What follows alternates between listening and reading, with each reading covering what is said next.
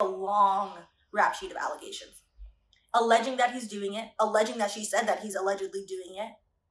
Child, it's an allegation snowball of mess. In addition, she has stated that court records show he took his mom off of oxygen to imply that he intentionally killed his mother.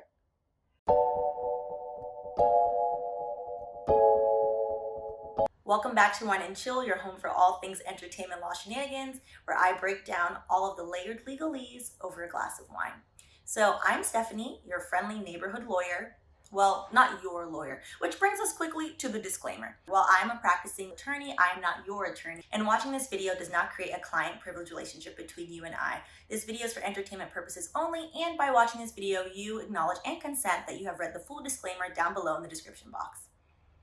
All right. Now that that's out of the way, for those of you that are new, I feel like we've been covering some heavier topics lately in entertainment law shenanigans, specifically Monique's discrimination lawsuit, Britney Spears' conservatorship, and something that should not be entertaining but has been a circus, the election. So I wanted to take a step back from that as my YouTube feed all of a sudden popped up some YouTube on YouTube lawsuits. I was curious, to say the least. So we are going to cover today Tati Westbrook's lawsuit against Without a Crystal Ball. As usual, I'm going to put up the lawsuit right here to the side of me so you can read along as I'm talking. So for full context and as a smidge of background, Tati Westbrook is one of the largest beauty YouTubers here on the platform, if you're not aware. And she is currently being sued by her business partner and co-owner of Halo Beauty, which she is a co-owner of, her and her husband. There's been a lot of coverage on the lawsuit that is against her. So we are not actually going to cover that lawsuit yet. The number one reason being, I'm going to be completely honest, I was going to cover it until Miss Westbrook, as she should, girl, defend yourself, filed a 180-page response. Now, as y'all know, I am still a practicing attorney, so I do work full-time. And my hours aren't particularly short. So let me know in the comments if you would like me to cover the Tati Westbrook versus her business partner regarding Halo Beauty in that lawsuit. We'll probably do 2 parts, similar to when we did Kanye. That was 103 pages of contracts as well. So we can do it, but I want to know that y'all are committed to that before we get into that. Just being honest. This lawsuit, however, I thought would be a nice reprieve for y'all. And it's very interesting. So this lawsuit, Tati Westbrook is suing the drama page, commentary page, Without a Crystal Ball. So to backtrack as to what happened, Tati Westbrook was sued last week by her business partner, Without a Crystal Ball, then, as commentary channels do, did commentary about the lawsuit. So that is mentioned in this lawsuit. The lawsuit we're talking about today of Tati Westbrook versus Without a Crystal Ball, Katie Paulson is her name, the woman that runs that channel, is actually not just about the commentary she made about Tati Westbrook's lawsuit. It's about an alleged pattern of behavior from Without a Crystal Ball dating back to May of 2019. So we are going to get into that. Specifically, I thought that this would be a good case to cover defamation. It's very interesting, but also I know a lot of you do watch the drama channels, and it's always a question of, okay, well, what are you legally allowed to cover? What are you legally allowed to say? And then what does then constitute harassment of another person? So there are 8 causes of action. We're going to quickly run through them, and then I'll let you know which ones I think she's most likely to either win on or get damages from. So defamation, which most people are familiar with the general concept of defamation. So there are 2 types of defamation, slander and libel. Libel is anything published and slander is anything said. So even though I'm saying this to you right now, this is published. This is published on YouTube. That technically would count as libel. Most of the claims in here are going to be defamation for libel. There are a few things allegedly said to varying business partners, which will then fall under slander. We're going to get to the long list of YouTube videos that are being called out as evidence in this lawsuit. So then there's defamation per se. So some statements of facts are so egregious that they will always be considered defamatory. So defamation per se is basically some certain statements that you make, no matter the context, will always be considered defamatory. So for example, if I call you a waste man, that's rude. If I say you're a murderer, that's a whole different thing entirely. There's only to take that at its face value. So that would be defamation per se. Calling someone a murderer, calling someone a predator, specifically a child predator, those would fall under defamation per se. So trade libel is going to be written defamation. against a company. So Halo Beauty is also a party to this suit. Halo Beauty is co-owned by Tati Westbrook and her husband. So false light invasion of privacy. False light invasion of privacy is very interesting. It's not recognized by all states because it's generally putting someone in a bad light that would be offensive to a reasonable person. So the definition of what's a reasonable person is always there, and it's basically ascribing false characteristics to somebody. False light would be calling someone a racist. What if they're not a racist? That would be something casting in false light. Certain states don't like to recognize false light and won't allow you to have a claim for false light because it's more in the gray versus the black and white. Defamation per se is definitely in the black and the white. IIED, intentional infliction of emotional distress. I haven't heard this one since law school, which is so funny. Basically, IIED is self-explanatory. I intentionally did all these things to cause you distress.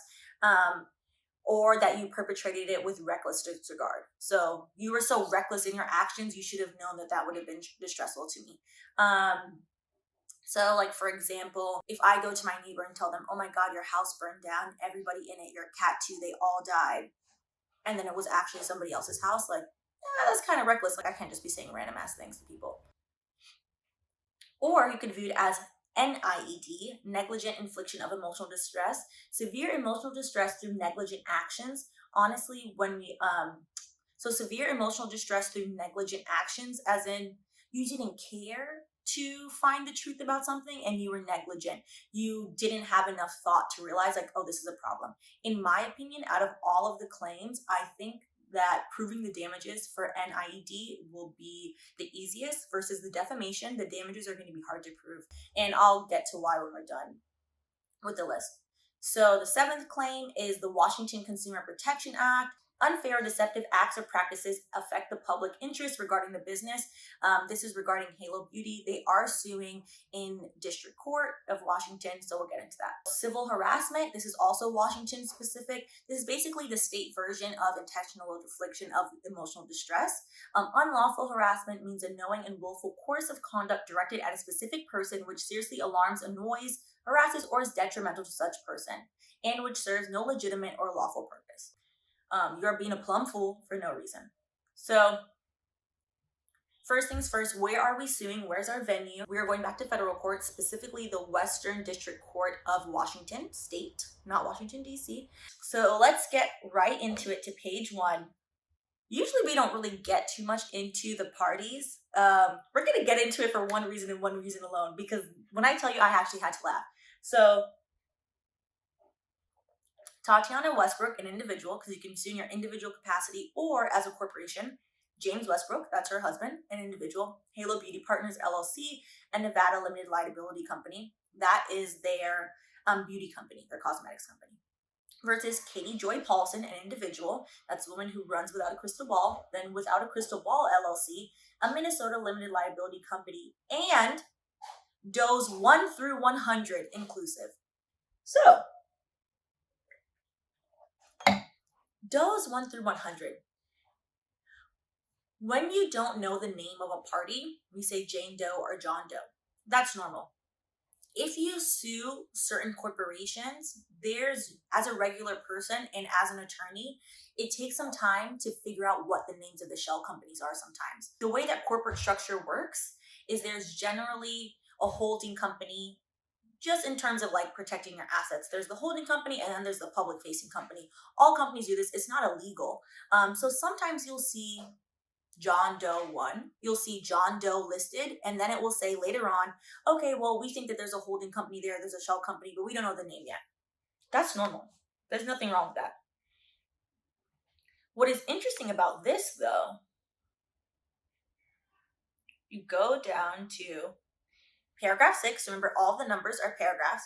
So paragraph 6. So if I saw 1 or 2, I'd be like, okay, that's fine. Maybe they're trying to figure out different aliases that Without a Crystal Ball is using. Does 1 through 100, as the defendant, though, raise a little petty alarm in my spirit. So paragraph 6, the true names and capacities, whether individual, corporate, associate, or otherwise, of defendants Does 1 through 100 inclusive are unknown to plaintiffs, who therefore sue said defendants by such fictitious names, Plaintiffs allege on information and belief that each of the defendants designated herein as a fictitiously named defendant is, in some manner, responsible for the events and happenings referred to, either contractually or tortuously, and or that such fictitiously named defendants are liable in some manner for the damages described herein. So, paragraph 16 then. Upon information and belief, defendant Paulson, which is the creator behind Without a Crystal Ball, intentionally engages in being an quote-unquote internet troll under both her own name and various pseudonyms for the purpose of harassment and causing others consternation, grief, emotional distress, and to otherwise cause damage to their reputation, well-being, and livelihood. So remember, these are all allegations, and this attorney is alleging, they're saying, listen, girl, we don't know how many troll accounts you have, but our guess is at max 100, so we're naming them all in this lawsuit. Who has the time? Let's get into the background. I think it's worth going through the general allegations in the background. So we'll say the drafting of this complaint is very well done. So it does read very well, but no saucy one-liner like in the Migos lawsuit or, the to the point one-liner in the Monique lawsuit. So we're going to go to paragraph 10, general factual allegations, just so we can get a bit of better background on the plaintiff and the defendant in this case. So with that being said, paragraph 10, plaintiff Tati is an international personality, celebrity, influencer, critiques beauty products, and posts those critiques on social media platforms, including YouTube. Tati has over 9 million followers on YouTube. They meant subscribers, but y'all know. Lawyers are not super familiar with all of this, which I always find interesting. So y'all are just dragging the poor attorneys into YouTube land. Paragraph 11, James is married to Tati and is an entrepreneur and business person with many years of successful business expertise. Paragraph 12, plaintiff Halo is a company formed by Tati and James. It is a nutraceuticals, interesting choice of words.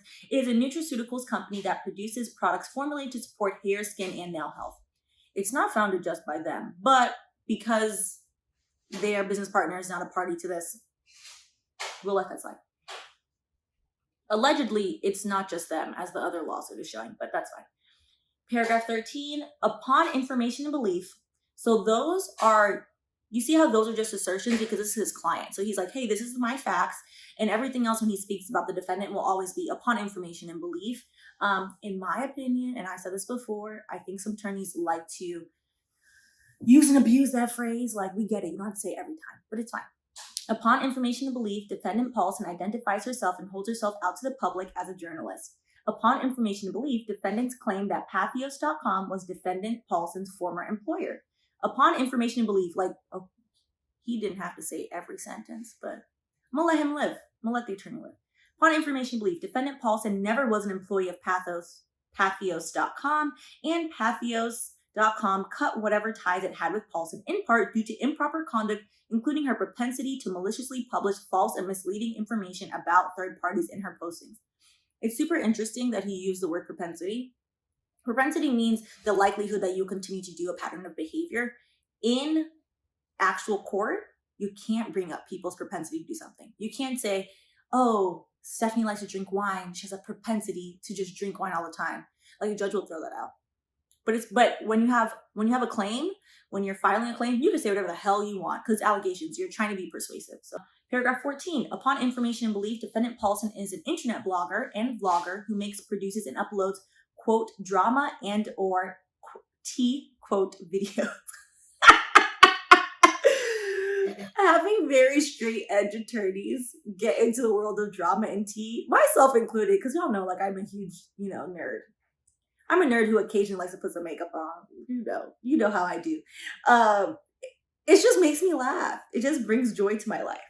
Videos and internet postings on various internet-based platforms, including but not limited to YouTube and Twitter. All right. So, paragraph 18. Upon information and belief, defendants tout themselves as established YouTube personalities and self-proclaimed internet trolls with a professed obsession with plaintiffs. Sorry. Reading these aloud in a legal document is beyond comical to me. Beyond comical.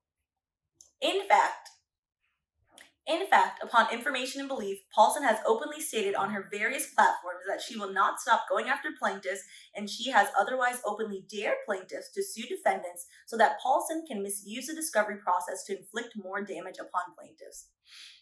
Paragraph 19. Upon information and belief, defendants have approximately 135,000 followers on YouTube alone. Subscribers. Forgive the attorneys. I'm not familiar with the actual nomenclature. They'll update it. It's fine.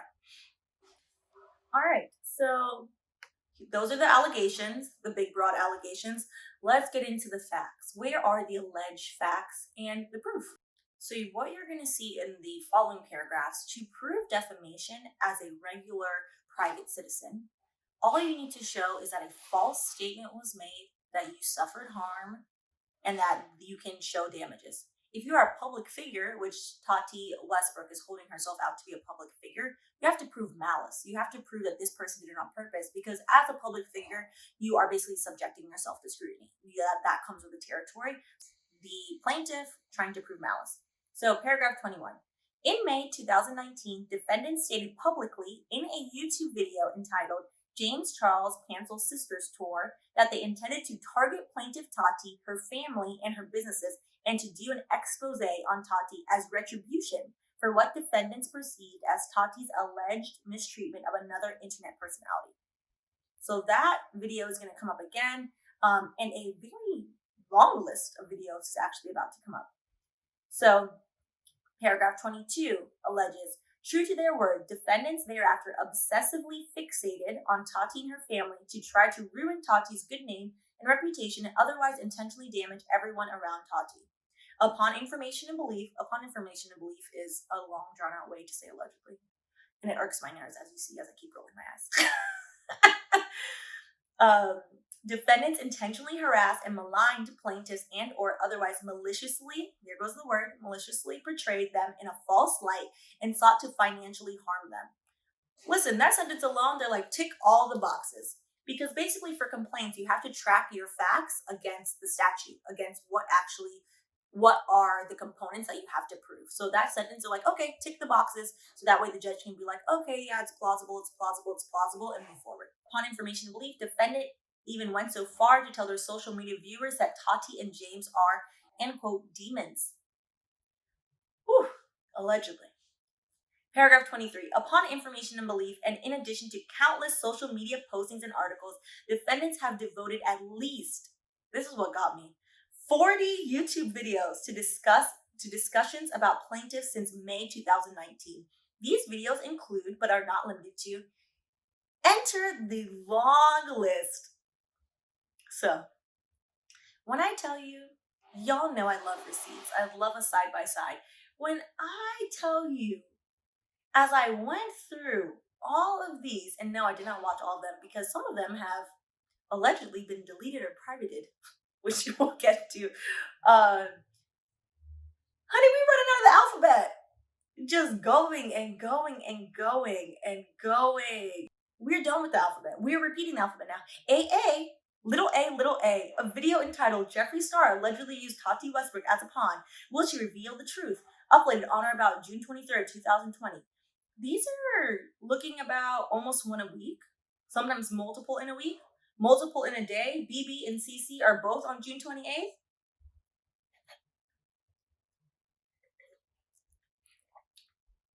My opinion. Look at the 2 videos in a day. The time management is wow.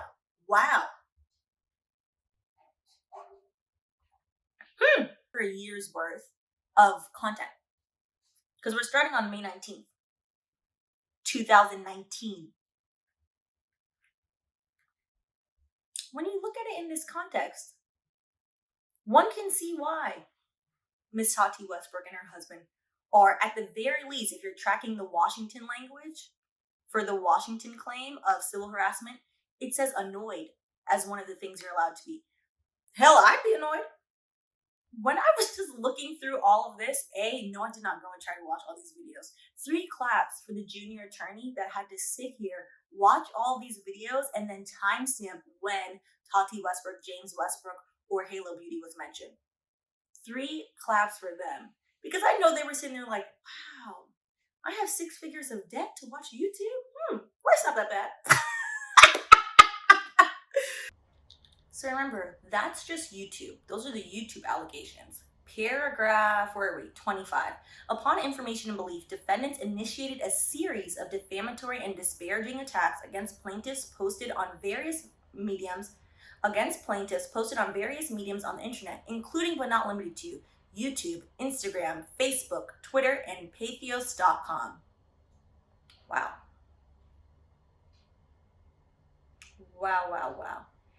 Skip down to paragraph 26. We'll just go to the second sentence. Upon information and belief, such videos have been viewed hundreds of thousands, if not millions of times. If this gets to next stages of discovery, they're going to tabulate how many times these videos have been viewed, and we are going to get to it. Now is actually a good time to just mention it.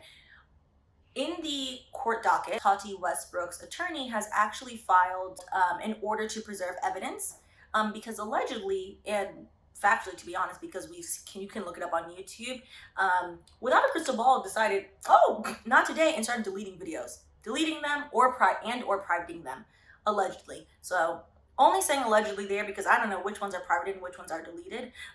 However, it's very interesting to see someone, after this was filed, to continue to publicly talk about the situation. And in my opinion, probably against the advice of her attorney. I would assume her attorney told her, like, stop talking about this. If I was her attorney, I would be like, honey, stop talking about this. But yeah, we'll get into that at the end because that turned into then a squabble between the drama queens on the drama channels. So the next paragraph is going to track against defamation per se. So remember, defamation per se is things that are on their face anybody would take as offensive or defamatory. So things such as calling someone a murderer or a criminal, those will fall under defamation per se.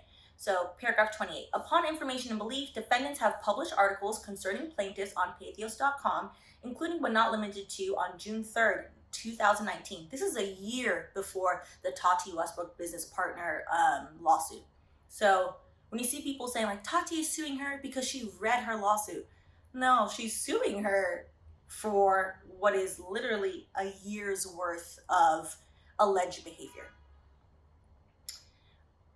All right, the article entitled, The Criminal Background Tati and James Westbrook Are Hiding from Millions.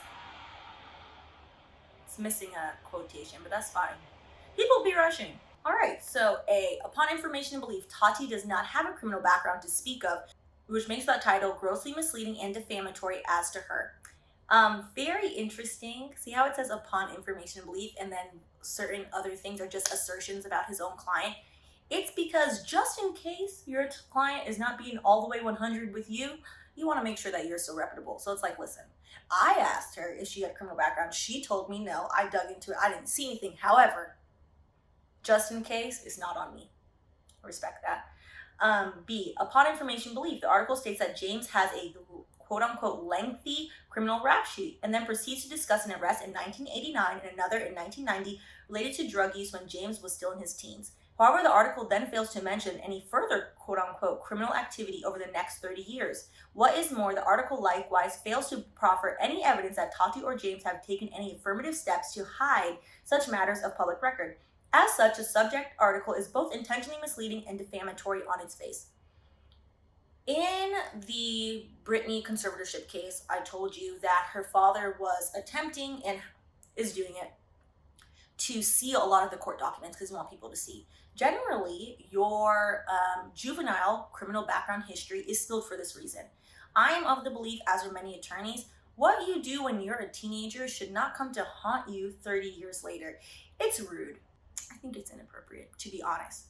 I think it's, in my opinion, it's inappropriate to dig up what someone did as a teenager outside of like them murdering somebody. Like, if you murdered somebody, honey, I want to know because I don't want to be in the room with you. What does that have to do 30 years later? Nothing. What's the purpose of that? That doesn't make you a bad person. And this is why courts advocate to seal juvenile records. And I'm a big proponent of courts sealing juvenile wrongdoings. For context, I'm not saying that because I was a baby kid and did anything when I was a child. I was an angel too much. That's why I grew up to become an attorney. Should have had more fun. Paragraph 29. So, upon information and belief, and by way of example and not limitations, they're saying like, hey, we'll pull receipts on her later. We are just putting the current receipts we have now. Defendants have made additional false, defamatory, and misleading statements such as, here is a list of various statements from YouTube and from Twitter that they're saying are defamatory. We're running through the alphabet, honey. We are in AA, BB, CC again. So let's go to Z, 29Z. Upon information and belief, defendants were talking about Tati and James on Twitter on or about October 28th, 2020, when they stated as fact and not opinion. That is going to be the key here, and we'll talk about why. Tati Westbrook isn't scared for her life because of Jeffree Star. She and her husband are unloading their assets and trying to dodge their business responsibilities. They don't want anything in their name because they are on the hook for millions to Clark Swanson. Clark Swanson is Tati Westbrook and James Westbrook business partner in Halo Beauty. The key here is when they stated as fact and not opinion. That's what defamation is. You can give your opinion. I can give my opinion and say, in my opinion, this is a lot. This is a little bonkers. I'm just a little concerned as to why somebody would devote so much time to this. Opinion. A fact, if you say a fact, you are asserting the truth. And by asserting the truth, then you can get sued for defamation. The defense to defamation. She has two defenses here. The two defenses would be A, to prove that everything she said is a fact. The truth is a complete defense against defamation.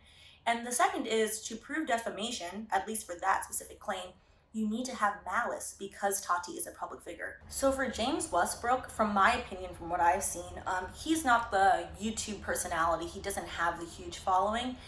Tati's attorneys, in my opinion, would be better off to categorize him not as a public figure, because with a public figure, you have the extra burden of proving malice. So without that extra burden, they don't even need to show malice. They need to say like, hey, you did all these things, at the very least, this is reckless disregard of the truth, and etc. And then on Katie Paulson's end, her new attorney will likely try to push James into the public figure like definition, because Tati Westbrook is already a public figure, as she's asserted herself and they've already asserted here. We're gonna get to the business partner lawsuit now, which is very interesting.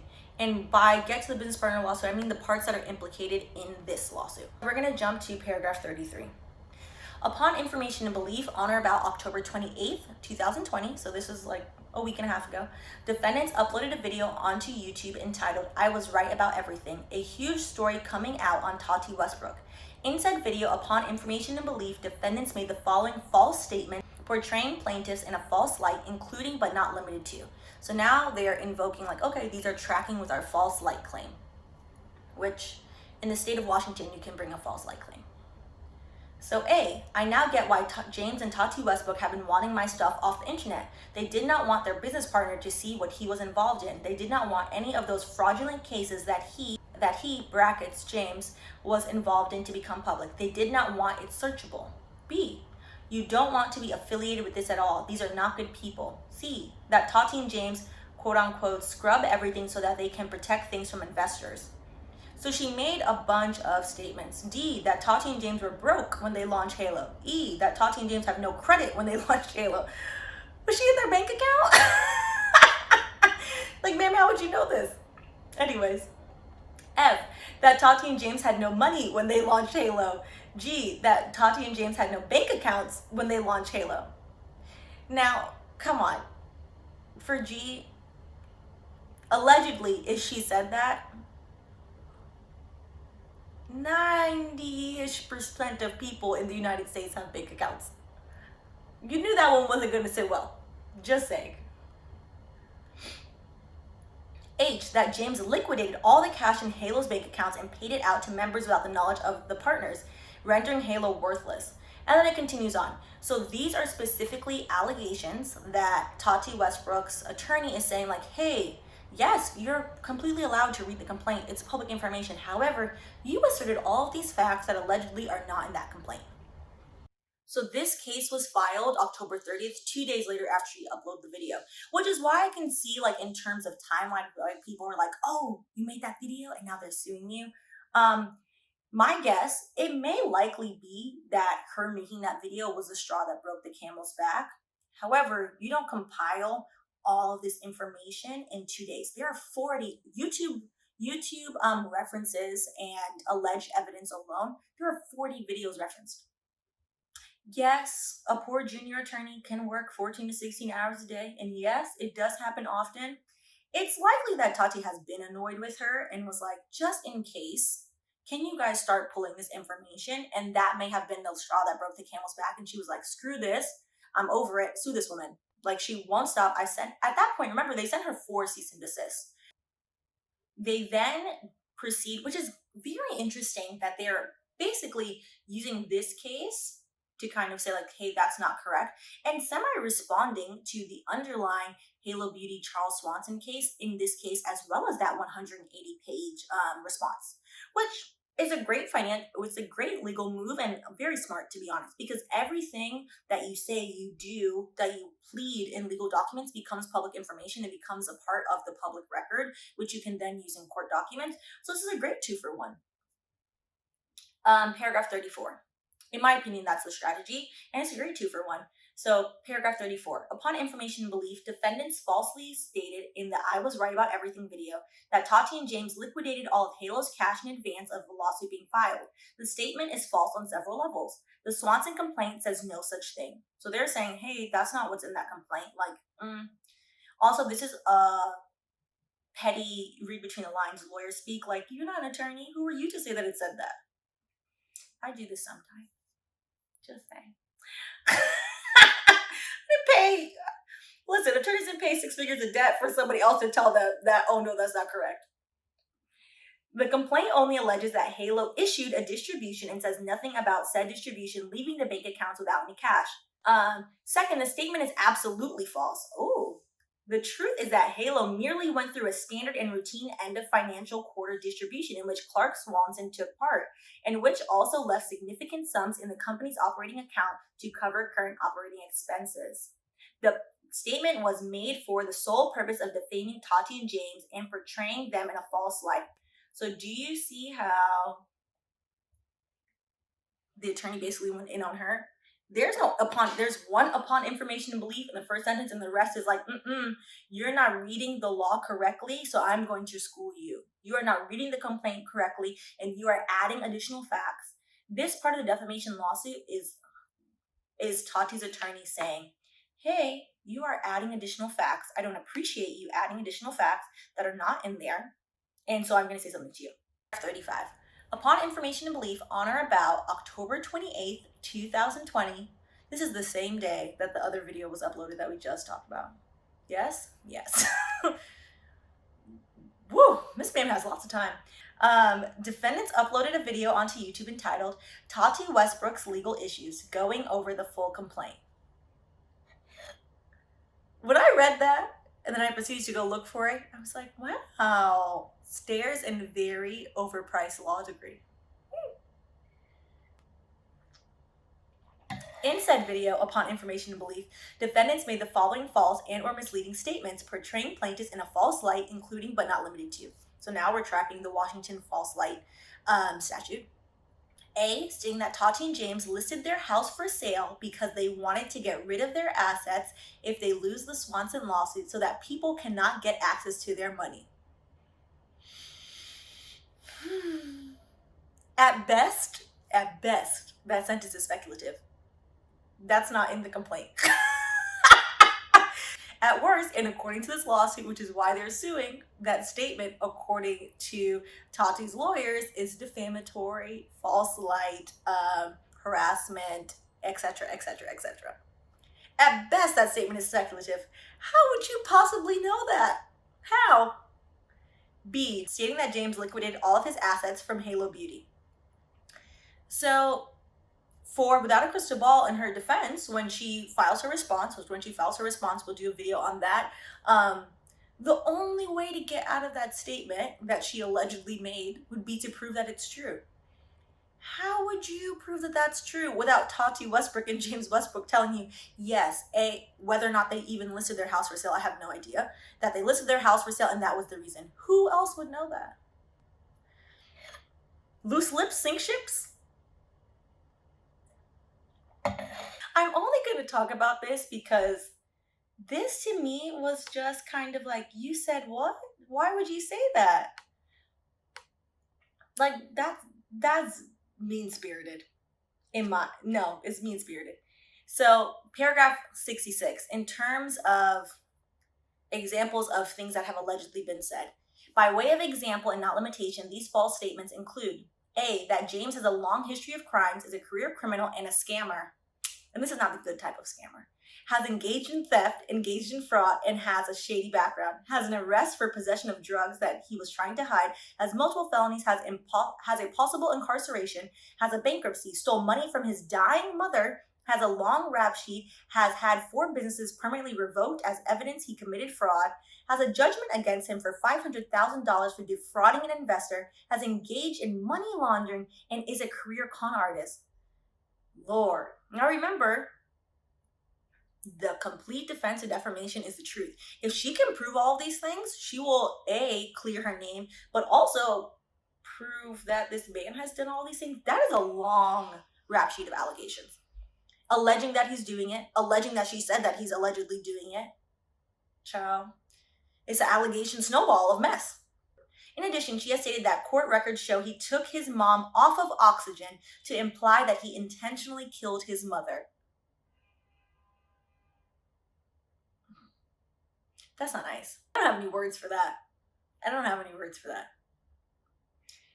Alleging that someone killed their mother would fall under defamation per se. Alleging that someone killed their mother would fall under intentional infliction of emotional distress. Oh, man. Also, we're not going to talk about it here because I'm trying to give you the truncated version of the case. There is an entire section in this lawsuit that alleges that Katie Paulson from Without a Crystal Ball spoke to James' estranged sisters to get this information.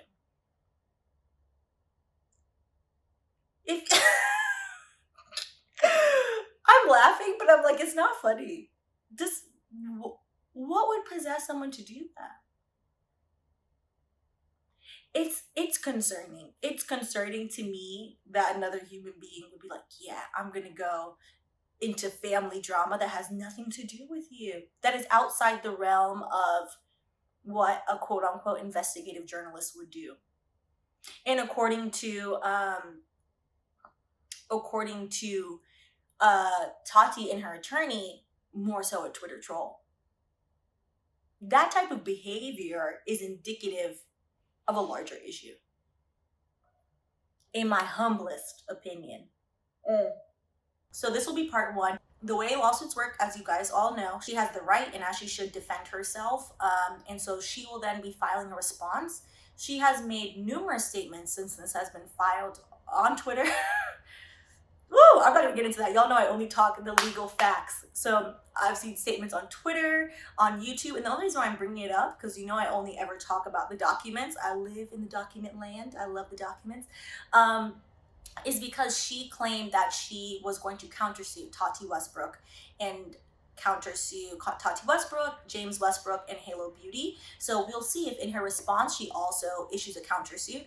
We'll see. She also claimed that she was going to sue numerous YouTubers that covered this case, and then kind of issued what is, in my opinion, a very backhanded apology. Like, oh, I didn't mean it. I'm sorry, kind of ish. So who knows? Full context. Outside of when the Impressive channel shouted me out for my Kanye video, I wasn't too familiar with the drama YouTube space. I'm just gonna be honest, I don't really follow it.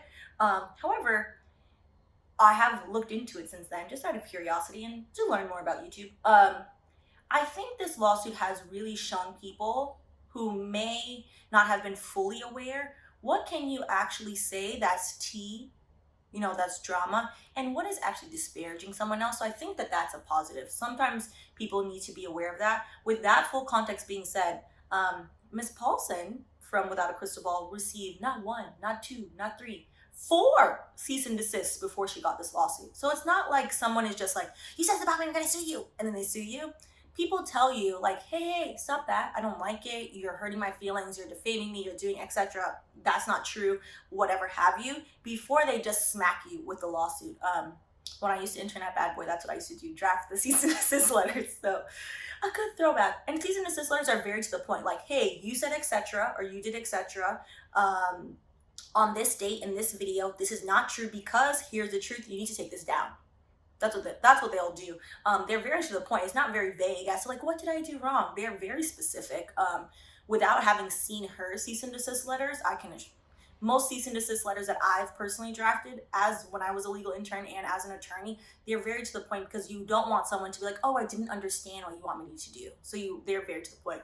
So thank you guys for tuning in to Wine and Chill. Let me know in the comments if you want me to go through the complaint, the Charles Swanson versus Tati Westbrook, James Westbrook, Halo Beauty complaint, and the response. Full transparency, that won't get done this week, but I can put it on my list. That's fine. And I have your guys running list. And as usual, appreciate you guys for tuning in. We're going to cover the response for this whenever that gets filed. So I'm assuming if she's actually going to do a countersuit, it might take some time so that way she can fully gather all of her alleged evidence, because specifically for the defamation per se, the defense of that is the truth. We're going to see, does she have the receipts? What's happening here? Thanks for tuning in to Wine and Chill, and if you haven't already, please go ahead and like and subscribe.